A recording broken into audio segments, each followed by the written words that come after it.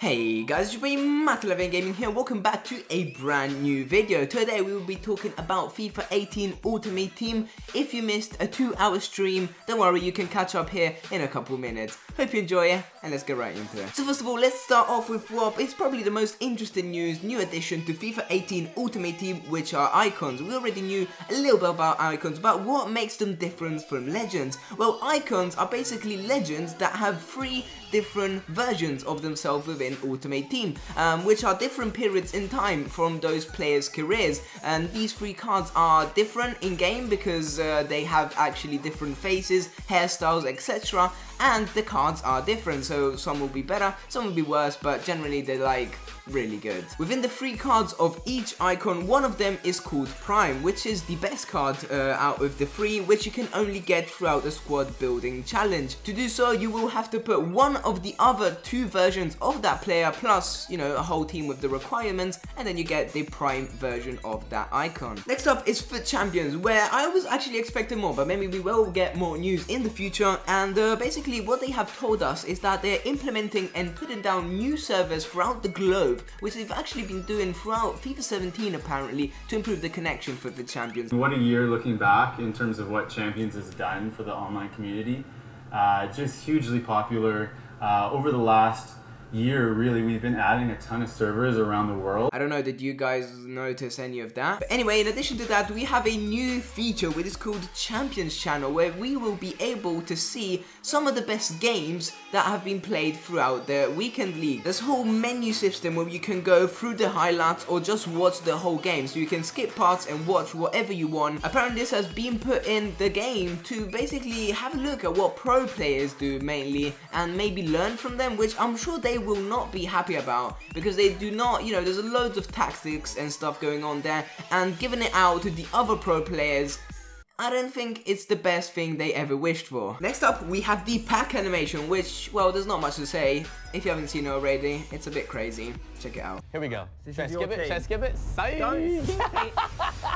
Won't skip it. Okay, in form. I'll take it. I'll take it. Spanish, center mid, Madrid. Ooh!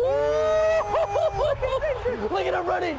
Look at him running! Guys, we've got a big surprise related to this. Man, Isco. Squad Battles is a new feature in FIFA 18 Ultimate Team, and it is a single player mode where you will be able to play against some squads that people across the world have created, that EA have selected for you, and they'll obviously be updated regularly. And this has also been put in to improve player skills, so you don't have to go directly online, maybe if you're a new player. It's a sort of offline FUT Champions, where there's also rankings for gold, silver, bronze and elite, and to get to those you have to rank up and gather up a certain amount of points. These points are won by playing the matches. You can choose the difficulty like beginner, legendary, or any offline difficulty that there is. The harder games, like for example on legendary, will obviously give you more points than beating a team that you've played on beginner. Oh, and do remember that also the custom tactics and everything that comes along with that squad from that particular player that EA have selected will be there. We have another new thing which is called Feature Squad, which goes hand in hand with Squad Battles, where basically, yeah, it's just the squad that EA have selected, which gets changed every weekend and offers for higher rewards. Next up, we have things that have been confirmed from the previous installment, which are, first of all, squad building challenges, where basically they are trying to implement it in different things. I've already talked about it with icons, but there will also be some new additions to it, where basically we have these brick slots, as they call them, which are some players, or probably cards is best to say, which basically are in the squad already. When you go into the squad building challenge, you can't change them,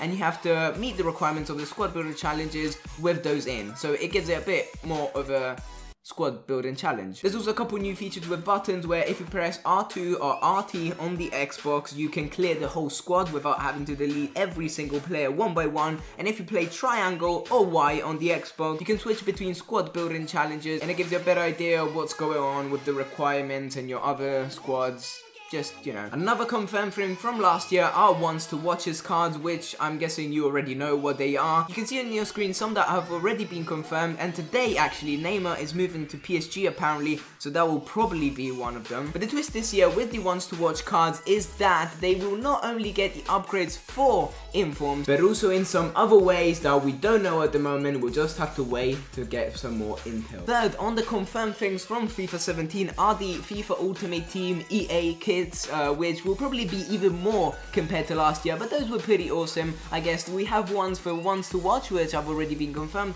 and the ones if you pre-order the game like last year with the artist from the music that is on the game. Another new things are objectives, which basically, do you remember the objectives that you would get at the end of the year for FIFA Ultimate Team, which you completed and usually get like a few coins or a pack? They were little tasks like putting a contract on a player, maybe a fitness card, and changing your squad's name. What they've done is basically taken that and expanded it, where basically we will have daily objectives, which will be 5. Not everybody will have the same objectives daily, but then we have weekly objectives, which will actually be the same for every player.